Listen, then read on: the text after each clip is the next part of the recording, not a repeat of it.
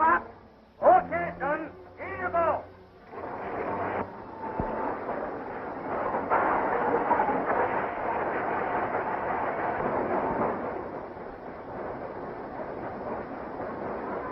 If you're scared, holler Ma.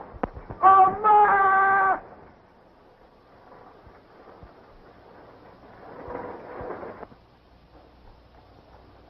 How come you all call him Fishtail? Because he was playing at fishtail drills when you was a kid stealing chickens down in Alabama. I ain't never stole no chickens in my life. That's what I told the judge, but he didn't believe me.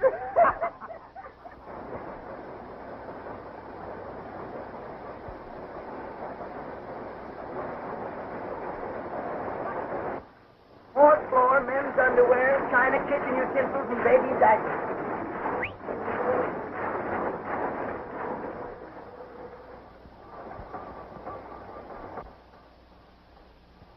Okay, Bob, take it away.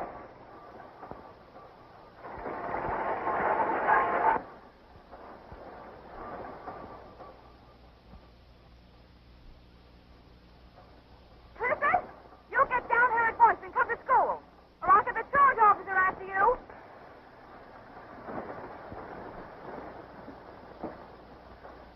Never mind, Clifford, I see you, and you come down here at once. All right. You come up and get me.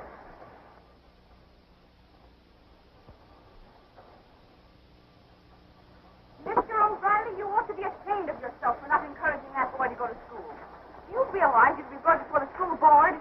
What I do encourage him. It's just the boy don't seem to have no hankering for book learning. All he cares about is oil. I guess he's just oil puffed. Sure, you don't want to make an oil roughneck out of your son. I should think you'd want him to have an education, an opportunity to improve himself. Well, ma'am, I certainly do. I'm 50 years old. I've spent 40 of them in the oil fields. Why? Because I want my Clifford to be an oil bum? Not on your life. What do you suppose I'm digging this hole for? For myself? Say, a can of beans is good enough for me, because someday, when that thing starts splitting back gold, my boy is going to be a gentleman, have a nice home, wear nice clothes, be somebody. I don't want nobody going around saying I didn't try to do the best I could for my boy. Fishtail, come on down here and go to school.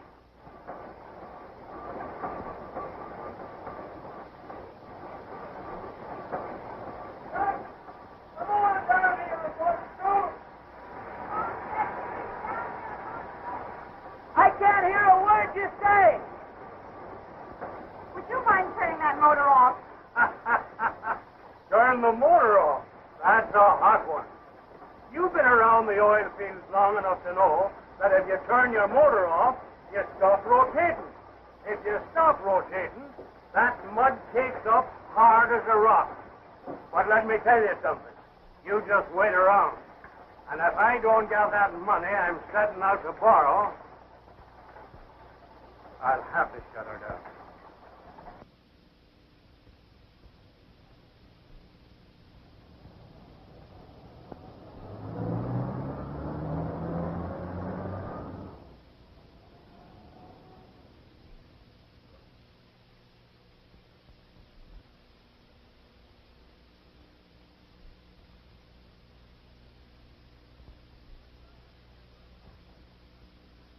Why should I have to pay a 5% penalty because I'm a week behind the payment? It's in your contract. That's reason enough. Well, I'm going to see Mr. Anderson about it, that's all. It won't do you any good. These are Mr. Anderson's orders. Yes, sir? Mr. O'Reilly, you may go in now. Thank you. Come in. Come in, O'Reilly. Glad to see you. Thanks. No, thanks. Might get used to it and can't afford it. Well, O'Reilly, what's on your mind? Well, sir, I'm down about 2,500 feet. Made a core test yesterday, and it looks pretty good. Wouldn't be surprised if I was pumping oil sand any day now. Good, I'm glad to hear it. Well, there's no use in beating around the bush. I've about run out of gas. Need a little money to pay my roughnecks. Thought I'd like to borrow 500. till I ring the bell. I'm afraid the bell isn't going to ring. Not in that well, anyway. Oh, Riley, I don't want to discourage you. I think you're throwing good money after bad. But Now, don't get me wrong, Dan. I'll give you $500 on your own say-so. I won't give you the money to make any more hole in that well. It's absolutely NG. All you independent operators need protection against yourselves. Listen, Mr. Anderson, that's one of the finest pieces of property in the country. And if I don't bring a right in over the crown, I've drilled my last well. That's how good I think it is.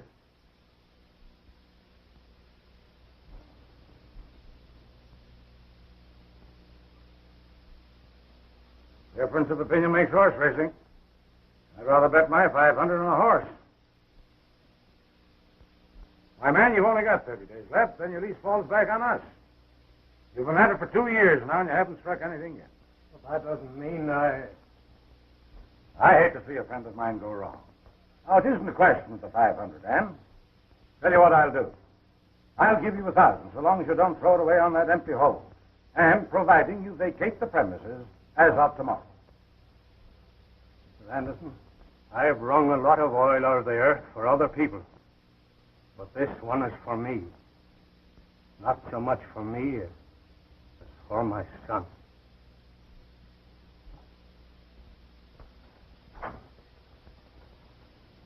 I've got 30 days, and I'm going to keep on digging, even if I have to do it with my teeth. For your teeth, I hope they stand up under it.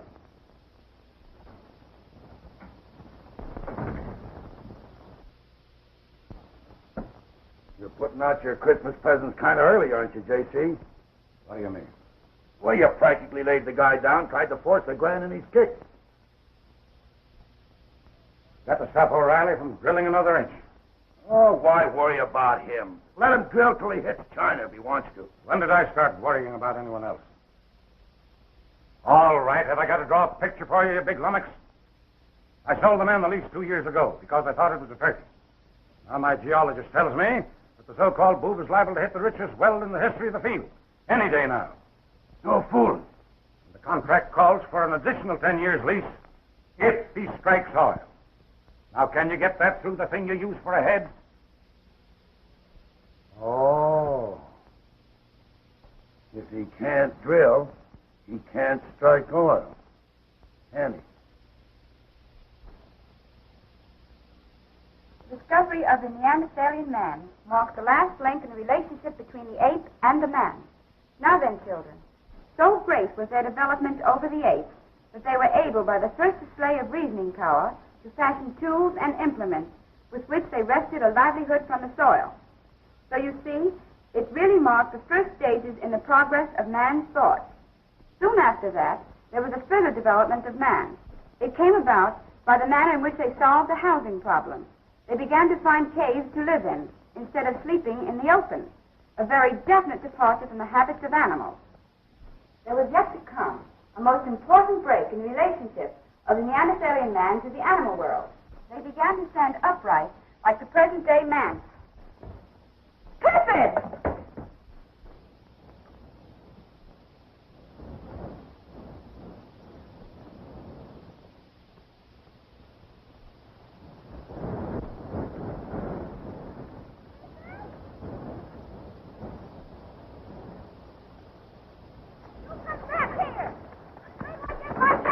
Just a minute now. What have you done? Let go of me. Let go, I tell you. Hey, you big dummy. Let me. Oh, you get off, eh? Get off of me. You big bully! How dare you hurt a child? Get off of him, you big ape!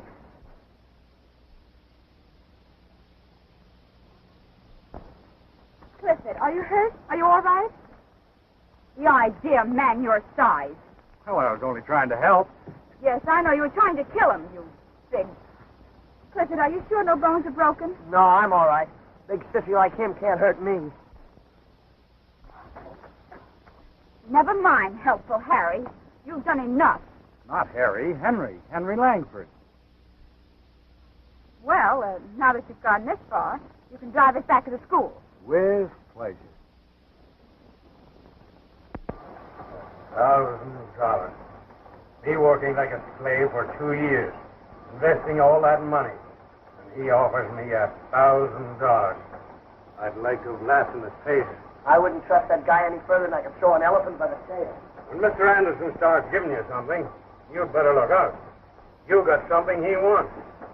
If we can just hold on for a couple of weeks, we'll be so darn rich we won't need to wash dishes. We'll just eat and chuck them out the window. The Murphys do that now.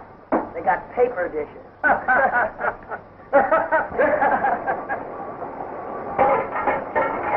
What was that?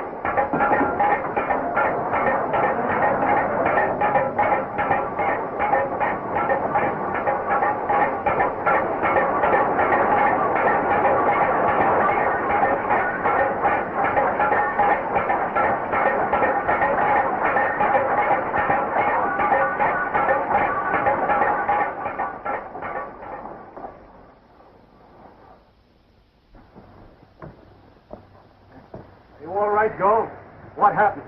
Who did it? They plugged me. What'd they do to the machinery, Pop? Plenty. Sound like they twisted it off. Turn the motor on full speed and snap it. That means pull up tight. Fishing job. I don't know what we're going to use for money. But who did it? And why? Did you get a look at them, Joe? No, Mr. O'Reilly, I didn't. They knocked me silly and then when I come to, they had their back to me. Better have Dr. Marsh look at that. Okay.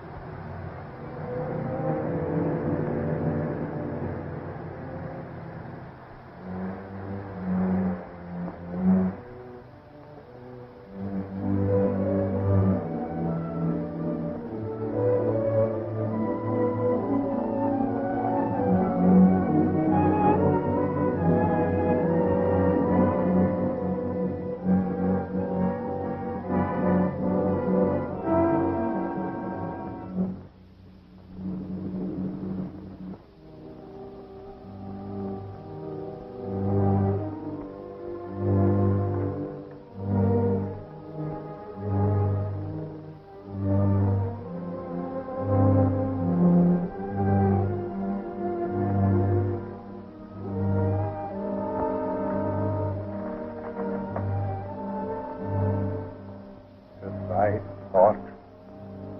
Oh, well. What good is that doing? I guess we'd better take that 1,000 from Anderson and call it a day. Nothing personal about it, Tom. I hate to foreclose on a friend, but that's how business is. Why, hello, Dan. Well, I'm glad to see you. Come in. Does that offer still go? Anytime you say the word. Well, now is as good a time as ever. Now you're talking sense.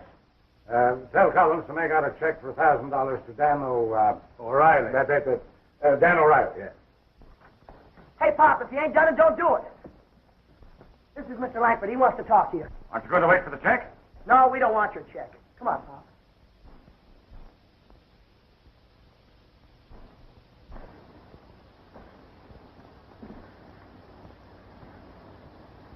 You know, I made the geological survey on the Big Dalton gusher.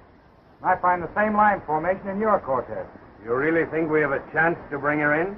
Oh, definitely. I think if we use a slip hook, we'll be able to fish up that broken equipment okay. Well, Mr. O'Reilly, I haven't got much money, but I'm willing to back up judgment with it. What are you, son? Shake, partner. It's the deal.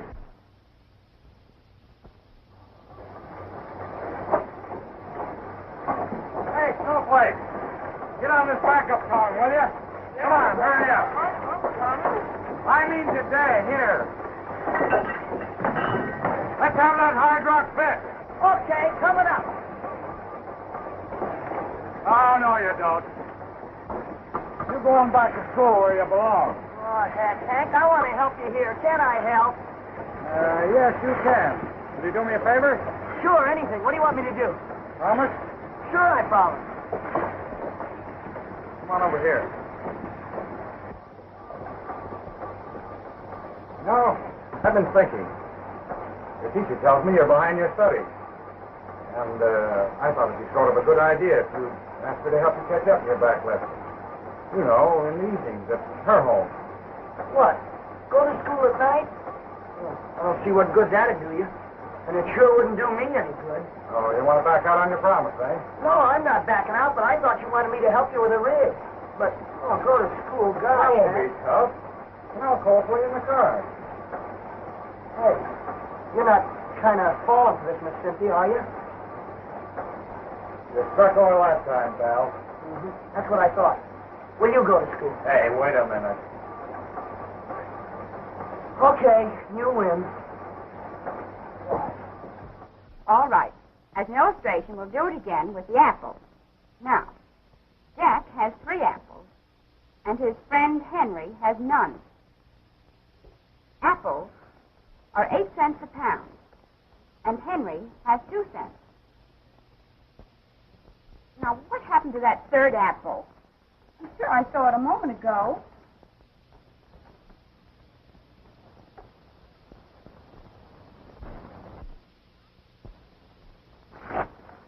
It now seems that Jack has 2 apples and Henry has 1. Now you've gone and ruined my problem, you old apple snitcher. Well, if you're that hungry, I'll make you a cup of tea. Thanks, teacher. Thanks, pal. That problem had me dizzy. Don't mention it. How about a little music? Well. Yeah, that's a good tune. Play that one.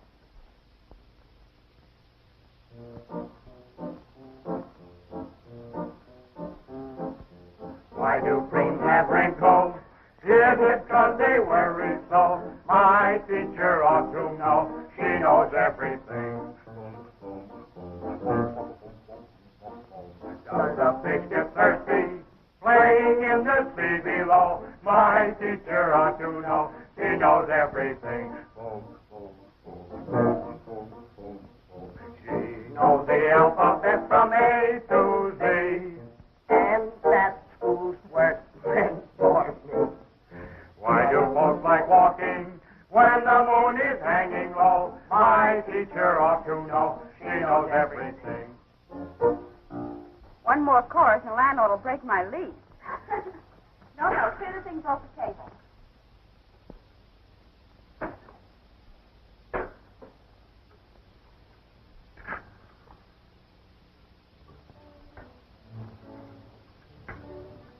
How many sugars, Clifford? Second, please.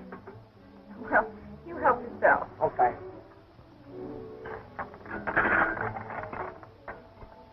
Beautiful piece of work, Cynthia. Yes, it's over 80 years old. Did you make it yourself? Just a little something I whipped up when I crossed with Columbus. Flat.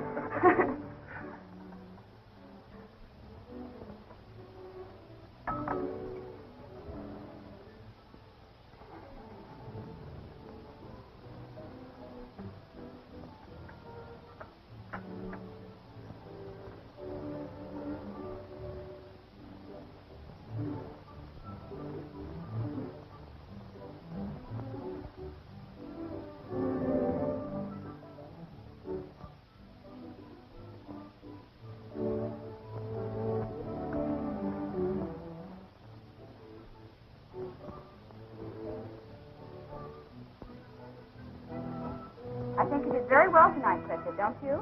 Huh? Oh, yeah, I did fine. Tomorrow night we'll go over your history. Tomorrow night? Oh, heck. Why don't you let Hank come along? It was his idea in the first place. Just because he wants to see you, I've got to come over here and sit for hours and repeat. If Jack's got 3 apples and Henry has none, what do I care about Jack? And what do I care about Henry? I don't know where the boy got such an idea. Go on, tell her what you told me. Well, go ahead. Don't be a coward. Don't shut your mouth. I'll wrap my 10 fingers around your esophagus. He's nuts about you. That's what he's nuts about you. Oh, Fishtail, she's beautiful. She's wonderful. Fishtail, she's gorgeous. She's divine. When a man wins her, he really wins something. I guess he thought you were a raffle. Hey, oh, let me go. Hey, oh, come on. joking. You're joking us. I hope I do. Let me get you, Bully.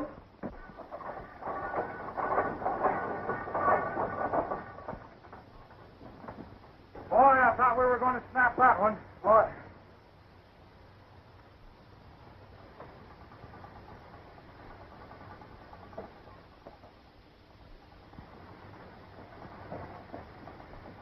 That don't do me no good, no how. Oh, ditch is school again, huh? If I didn't, you'd starve to death. And how? Food. All right, boys, knock off for lunch. Well, dear, what have you got there? You'll see if you follow me. Lead on. McDuff.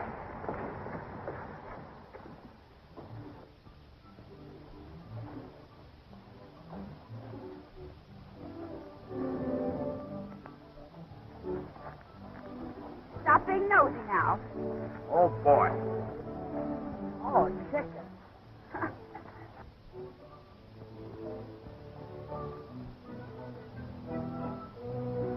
Well, shut my mouth. If it ain't ever loving, standing up, sitting down, good old fried chicken.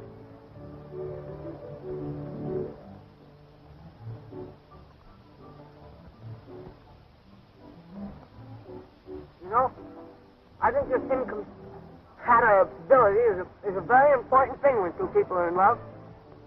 What do you mean, incompatibility? Oh, I don't know, but, well, you know, when a husband and wife, and they both like dark meat, there isn't enough to go around. All right, you can laugh if you want to, but I'm going to find out all those things before I marry a girl. Clifford, I wouldn't be too hard on the lady. The girl we're in love should adjust herself. Oh, You take it, dear. thanks. Adjusting yourself, huh?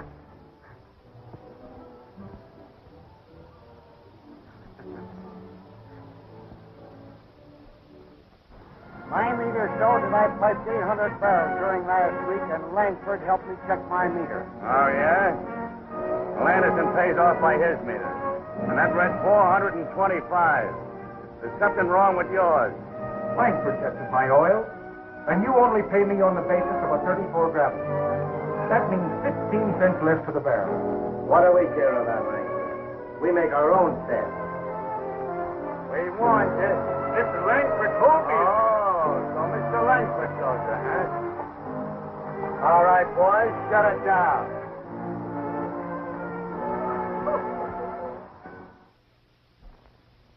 I understand you're an expert geologist. Thank you. You've been giving your services free to the independent operators. Why don't you get smart and make a little money out of it? I could use a good geologist. I'm afraid you can't pay me enough money. Good day, sir. Just a minute. Let me give you a little sound advice, young fellow. Knowledge improperly used is a dangerous weapon. You ever get cut with your own knife? Don't try any of your pretty speeches on me, Mr. Anderson. I see what you're driving at. I'm not afraid of you or your gorillas. Now, you just tend to your knitting and stop playing boogeyman with me.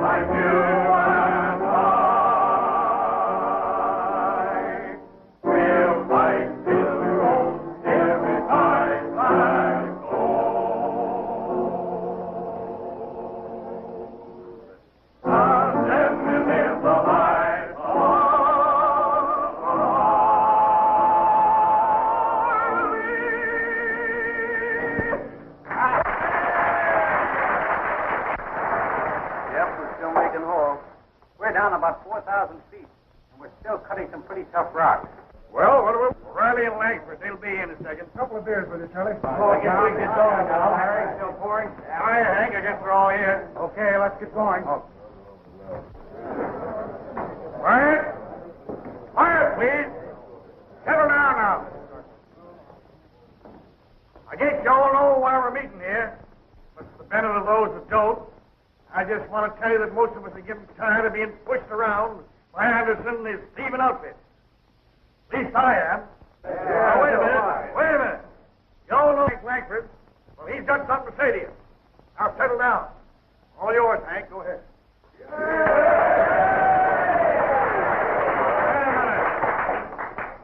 Fellows, I haven't been here long. But I've been here long enough to know that we've got to do something if we want to stay in the oil business.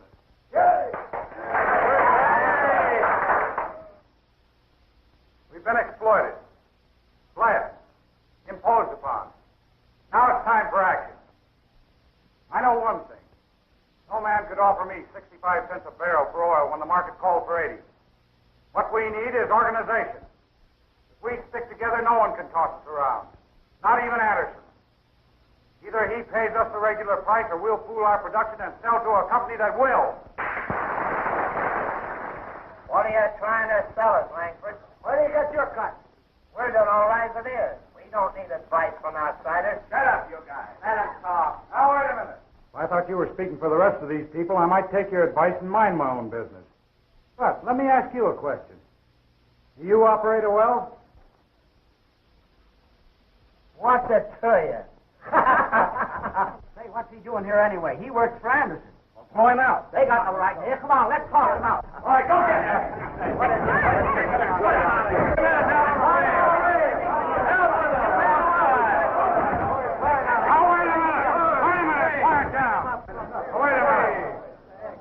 I suggest we put it up to Anderson.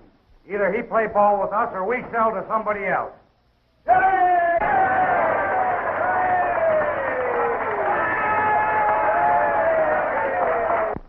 good night, Hank. You made a great talk. Good night, Mr. Langford. Good night. See you in the morning. Got a match, buddy? Thanks. Kind of tough to be wanting a match and smoke and haven't got one. Hey, you're Mr. Langford, aren't you? Yes, why? Oh, nothing.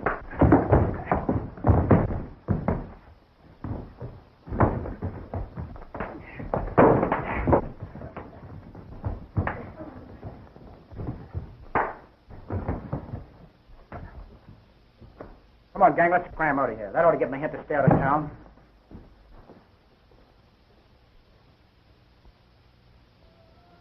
You mean to tell me this happened just giving a man a match?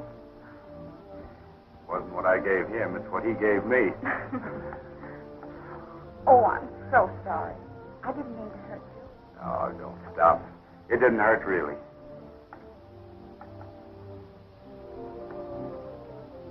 You know, I'm beginning to like those guys that slug me.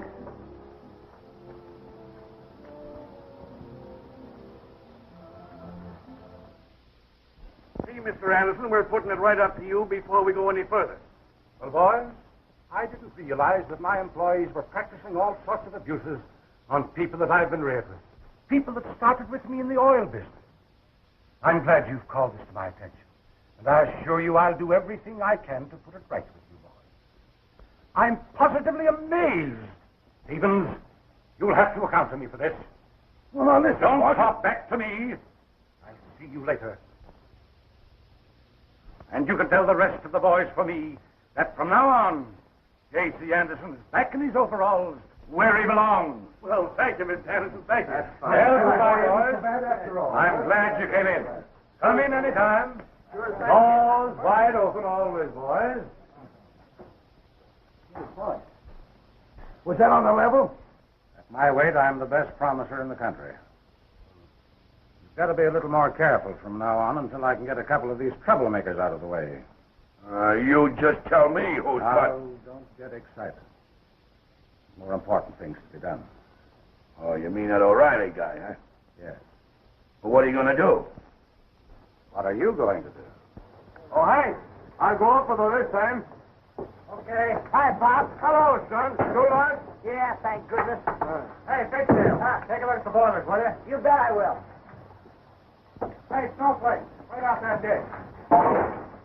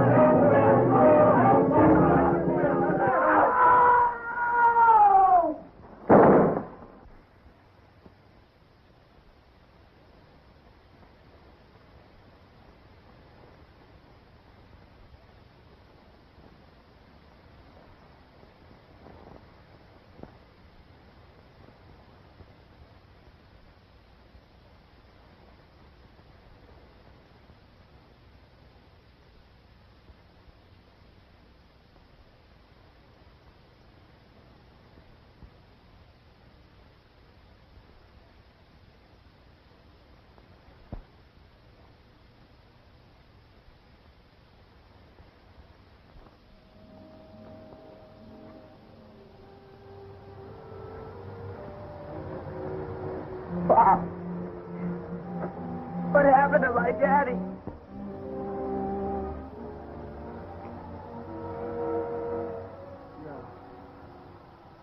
No, I'm all right.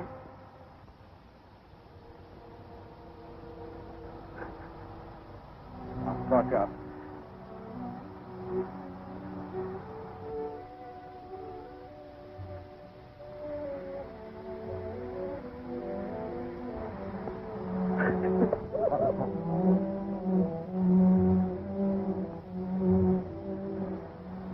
I'm all right.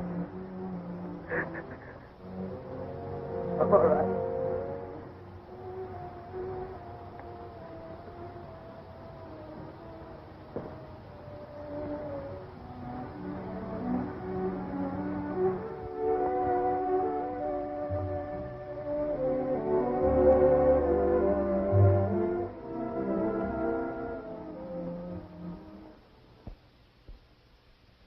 I don't know how Cliff's going to take it.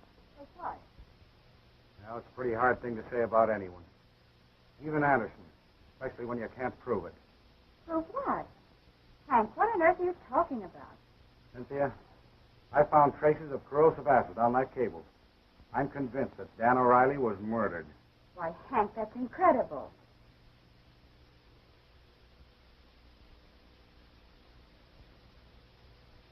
I could only prove it.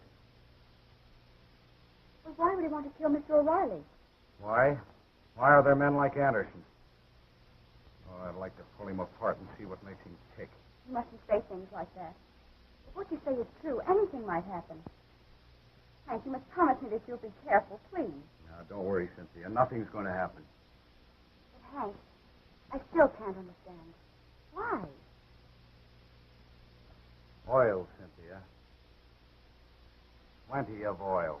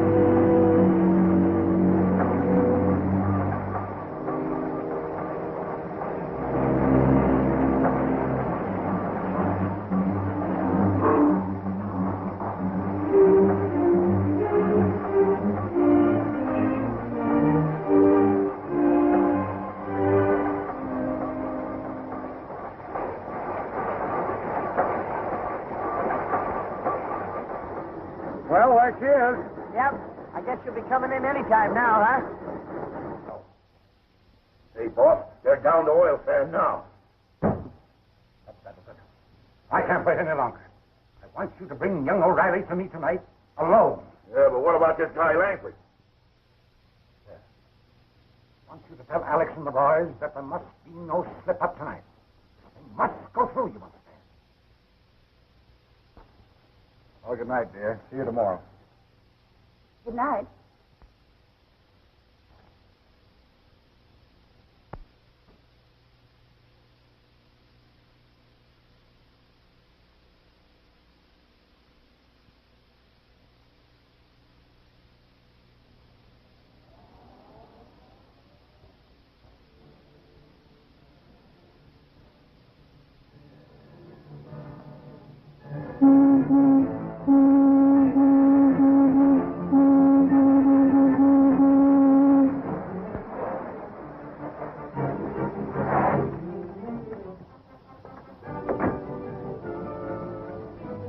What's the meaning of this, Stevens?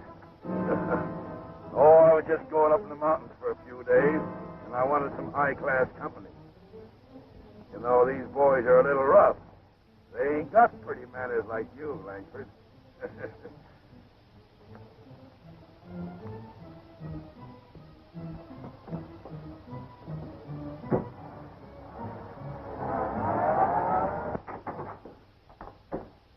Hello, Homer. Hi, Rusty. Everything ready? Yeah. Mr. Langford, this is Homer. Homer, Mr. Langford. Hi, Mr. Langford. Right over there, Langford. Sorry we didn't have time to have the place redecorated.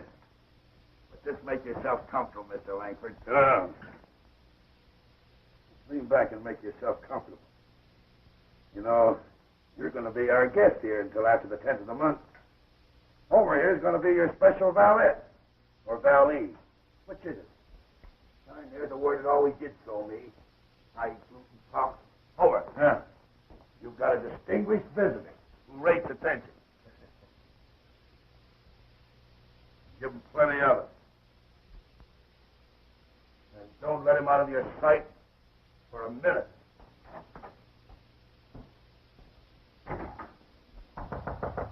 Who is it? It's Irene Clifford. Come in. Have you seen Hank, Miss Jackson? Why, he left for the well over 2 hours ago. Gosh, that's funny. I've been looking all over for him. And Mr. Anderson wants to see me right away, and I don't think I better go over there without him. That's strange. Where can it be? I don't know, but I'll find him. Thanks.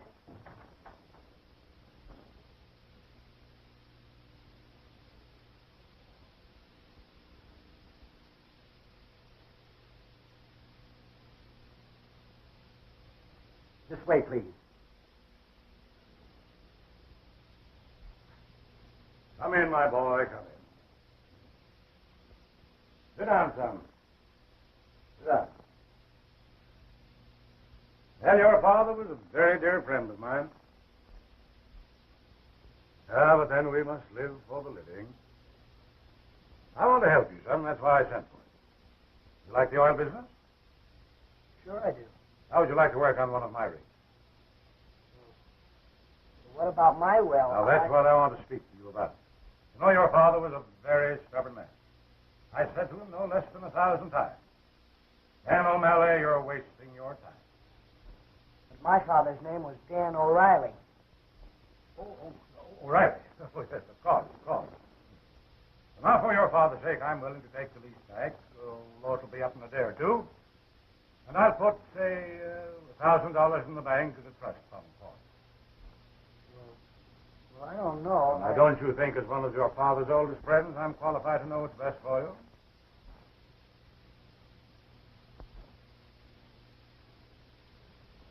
I'm sure that's the way your father would wish it.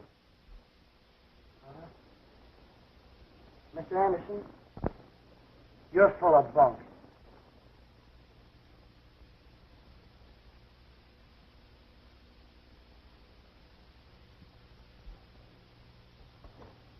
I've been looking for Hank all night. Nobody's seen him. Gosh, I'm worried. I'll go over and see Mr. Clemens. Do that, will you, Miss Jackson? I have to get back to the well right away. All right, children. School's dismissed. Ready? Miss Clemens. Hank Langford disappeared. Meet me at the Wooden Rig, 7 o'clock.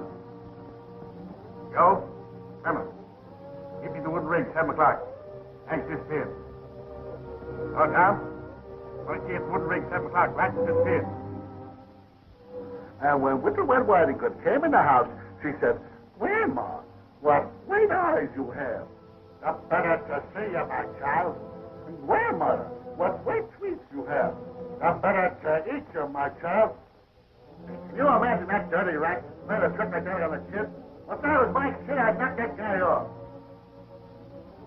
So Widow Red Riding Hood came closer and closer and sat on the bed. Hey, ain't you sleeping yet?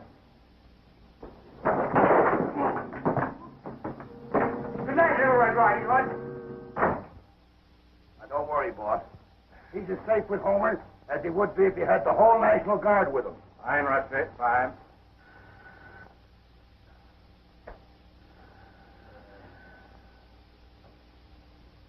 Hello? Yes? Yes, speaking.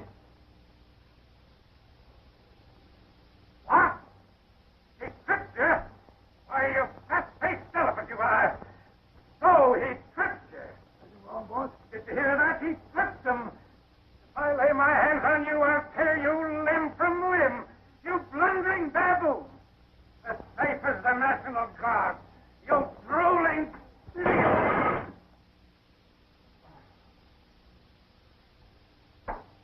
I rue the day I ever set eyes on you. I can't depend on anybody but myself. I suppose if I want it done right, I've got to do it. Get me some nitro. I'll cave that well in. And get that mutt on the telephone. I want him back here right away. Well, come on. Don't stand there like a frozen nincompoop. Move! Frozen this.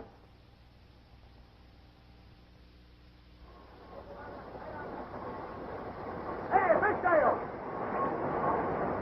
Get away from Hank. No, not a word. I'm getting worried. Don't worry, Big Dale. We'll find him. We have to turn this town upside down. Okay, good luck.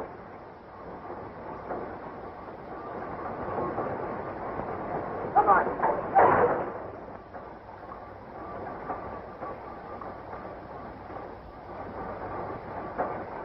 Well, shut my mouth.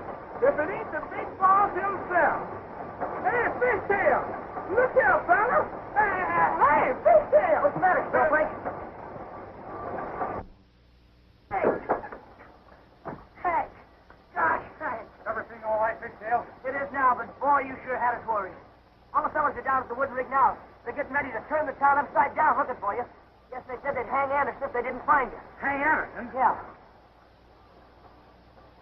They're crazy enough to do it. Look, we still in jail. Yeah. You stay here and keep things going. I'll be right back. All right, but be careful. Well, what are we waiting for? Come on, let's get going. Hey, I don't wait for Tony to get my hands on that guy.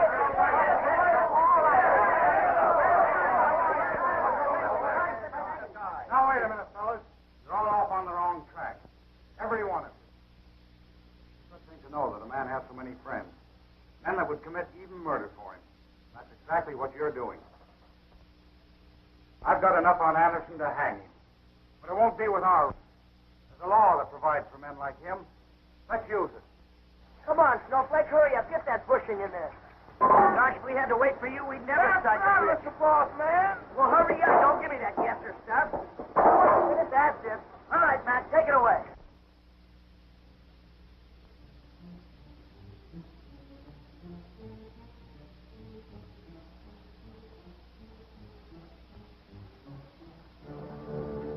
Oh, boy, she's making a whole mile a minute. Gosh, wouldn't it be great if we could bring her in while Hank was away? Sure wouldn't, boss. It'd be a feather in your hat. Feather in my hat, nothing. It'd be a whole Indian war bonnet. Hey, listen, you better go take a look at those boilers and keep them plenty hot. Yes, sir, little boss. Say, Max, check up on that main chain, will you? You sure you got everything? Yes, sir. All right, fellas, I'll wait here for you. Come on, boy. Go along with us, Joe. Hey, listen, that's my comment. Come on, get over fire. Get over way up, Patrick. Get over. Get over in there, boy. Come on, get over there. Hey, what are you trying to do? I ain't going to tell you. I'm going to make you guess. Hey, you guys, shut the telly off. Well, but listen, you can't do that. Now, listen, kid.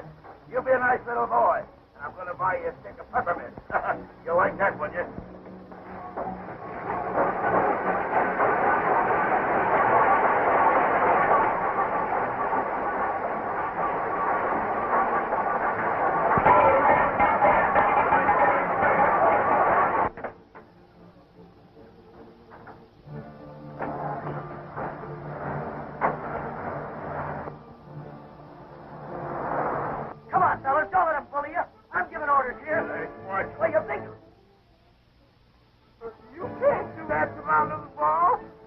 not?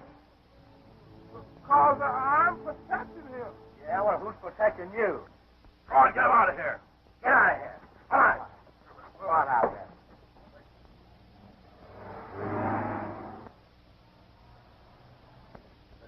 Take right out of there. I'll get that soup out, Slim. Oh, take it easy, take it easy.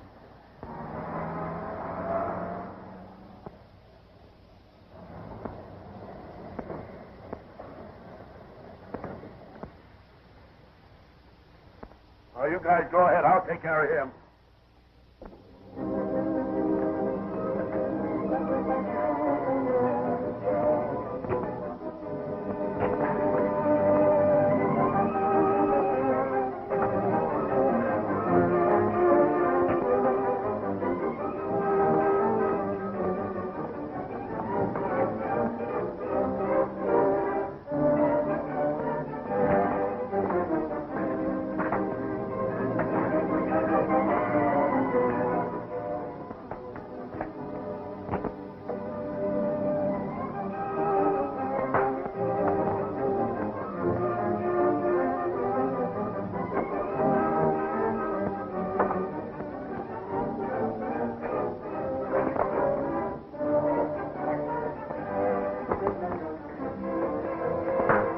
Like this view.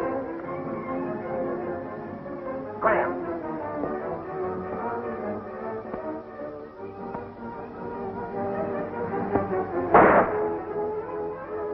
Hey, you guys, get out of here.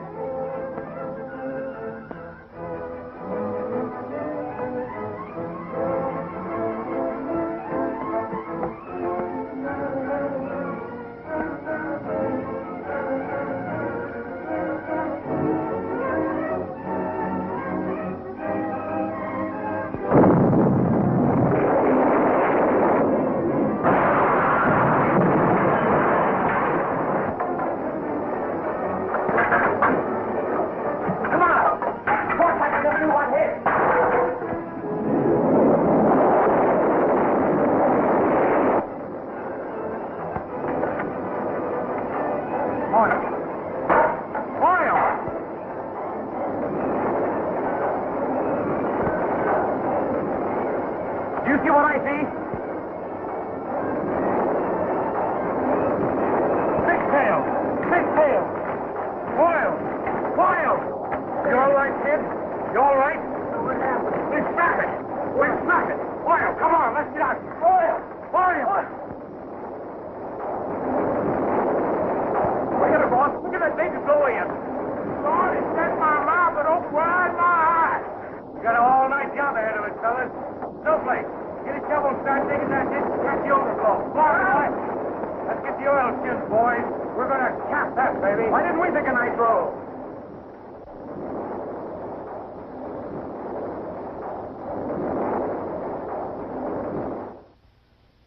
Boy, I'm going to sleep for a week. The tub finally made it. Well, I don't suppose we can call you fishtailing. Why not? Well, not a big oil magnate like Clifford D. O'Reilly. Clifford? You mean to say everybody called me Clifford? Why, certainly. Gosh, I wish we'd have never struck on it. Dick Sugar, I guess you can go to Colgate Military School and grow up to be a fine gentleman. Military school? Gosh, now I know I wish we'd have never struck oil.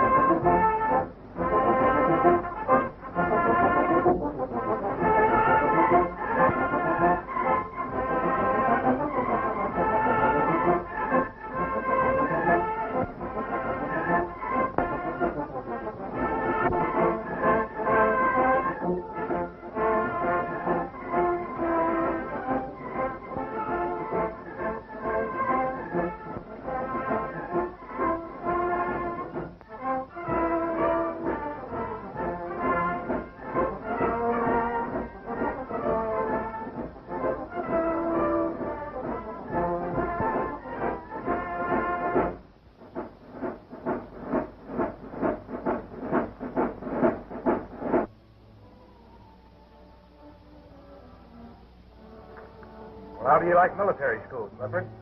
Oh, Hank, will you please call me Fishtail just once?